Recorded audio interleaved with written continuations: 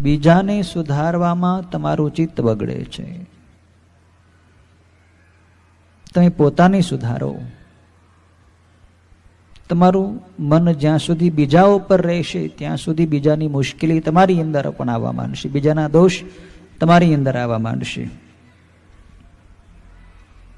ભગવાનને એ જ પ્રાર્થના કરો કે હે મહાદેવ, હે પ્રભુ, મારા જીવનમાં તમારે ગમે તેવી પરિસ્થિતિ મોકલવી હોય મોકલો, પણ સાથે મને એવી શક્તિ આપજો કે દરેક પરિસ્થિતિમાં હું સ્થિર રહી શકું, શાંત રહી શકું, સંતુલિત રહી શકું, પ્રસન્ન રહી શકું, ખુશ રહી શકું. હું આપને એમ નથી કહેતો કે મારા જીવનમાં દુઃખ મોકલતા જ નહીં, કે મારા જીવનમાં જે દુઃખ છે એને તમે દૂર કરી દો.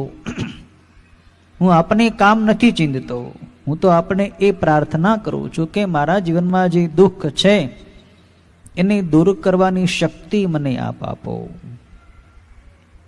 પ્રત્યેક દુઃખમાં હું શાંત રહી શકું, આનંદિત રહી શકું.